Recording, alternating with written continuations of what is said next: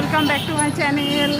আমরা চলে এসেছি ঠাকুর দেখতে, মাম্মাকে পড়াতে দিতে এসেছি, এখনো দেরি আছে বলে ওরা ঠাকুর দেখতে বেরিয়ে পড়লাম একটু শিব নিস্তারিণী মন্দিরের কাছাকাছি দিকে।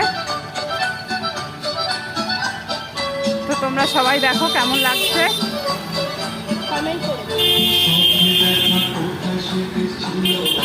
খুব সুন্দর লাগছে আমার মনে হয়।